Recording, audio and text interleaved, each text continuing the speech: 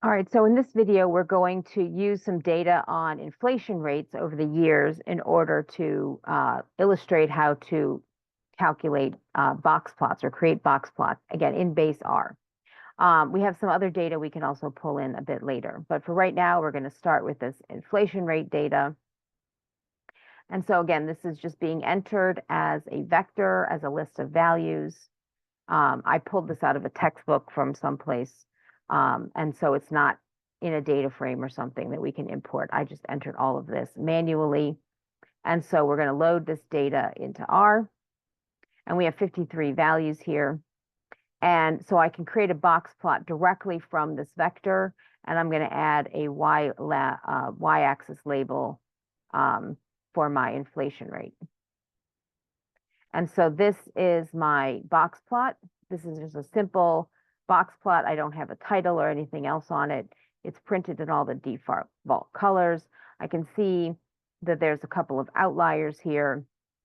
And my median looks a little bit lower than the center of the box. So that might suggest a bit of a rightward skew. Now, if I want to add additional information to this graph, I absolutely can to make it a little bit more sort of formalized. So I can add a title, box plot of the inflation rate. I can add an X label, just inflation rate. That would be printed down here instead of up here. I can add a color, and I can change the border color, and I can also change the orientation. The default, as you can see, if I don't specify, is horizontal equals false, but I can turn it sideways and make it horizontal equals true. And so if I run that, then I will get a box plot oriented horizontally rather than vertically, which is why my inflation rate is on the x-axis and not the y-axis now. Now, I can also, there are some other features that I can use on box plots. If I want to make the median a little bit more stand out, I can add this attribute notch equals true. And what will happen there is that it will create a box plot where instead of having a box, it will have a little notch at the box to emphasize the location of the median. But otherwise, everything else remains similar. Now, I can also create comparative box plots. For my first example, I'm going to use some fake data. So here I'm going to essentially have a uniform distribution of 100 values, a minimum of 80 and a maximum of 100 for my first test data set. And my second test data set is normally distributed data with 150 values, a mean of around 64, and a standard deviation of 3.1. 64 and 3.1, that's the height of women and their standard deviation approximately. So it's just random data. And then we're going to create a box plot of this. So when we're creating comparative box plots, we would just list our data, however many sets of data we have. We would just list them, and then we can calculate the title, put that in multiple box plots for comparison, just some generic title. And then we want to specify the how many of these data sets are we using? It's just a list of vectors, C12, names, also C12, and then our X label, our test data sets, Y label is the values. And then again, this orienting the axis titles, in the sort of vertical or the perpendicular orientation. And we're going to create our two box plots. One's going to be red, one's going to be blue. I specified the border to be black. And again, horizontal false means it's going to plot vertically, and notch equals false means we're not going to get this notch effect on it. So let's run that. And so here we get our two data sets. This was our normal data set. This was our uniform data set. And this one has a minimum of 80 and a max of 100. So the middle point is 90. And this one has a mean of 64. So of course, they're quite different. But you can see that the labels here are just specified as 1 and 2. And then, of course, in the names category, then you can modify that if you need to be more specific.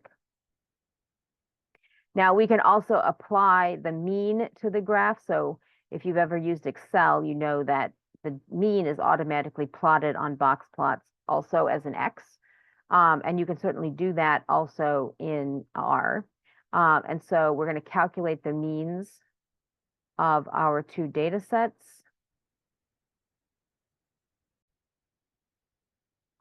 So I got a little error, so I fixed my error here. I created a vector of mean of the first test and a mean of the second test, and then I can plot that on the box plot with the points function. So you can see what happened here is after I calculated the means, then they showed up from this points function.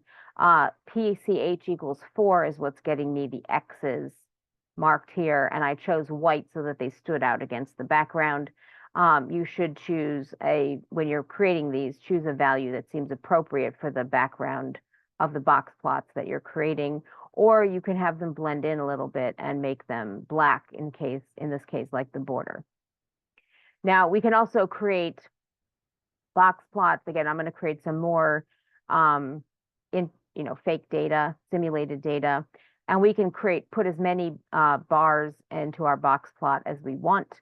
So here I'm going to have 5 different data sets all plotted into the same graph.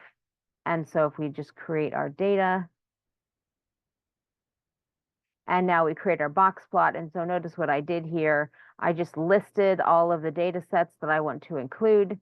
And then our main is going to be multiple box plots. There's just the title at 1, 2, 3, 4, 5. Those are the values where we're plotting them. And the names, we're just going to list, again, the test data numbers. Again, you can change these to other values if you want. And then our X lab is the data sets and Y lab is the values. I've chosen 5 different colors just so they stand out. Black border, horizontal false, notch false. Again, you can leave these 2 out because they are the default, but it makes it easier to change them if you want to reorient them, if you include them. So if we run that, we get a nice comparative box plot of our different data sets. And then the last example is pulling some data out of a data frame. So in this case, I'm going to load my empty cars data set. Now, since we need our 4 data sets to be separated, what I've done is I've used the filter function on my empty cars data set to collect the vehicles that just have 4 cylinders, the vehicles that just have 6 cylinders, and the vehicles that just have 8 cylinders in separate data sets.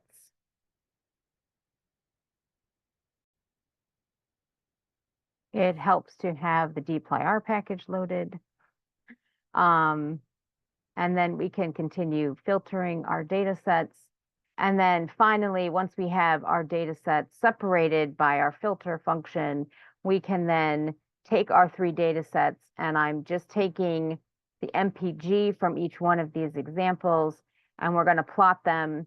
I have the names listed as 4, 6, 8 because those are the number of cylinders. And I added the horizontal true and the notch equals true just so that it's different from our previous example.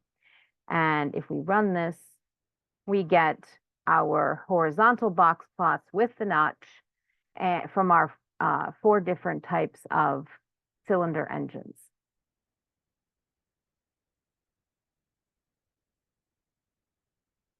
And then ignore this thing on the bottom. It was a note to myself.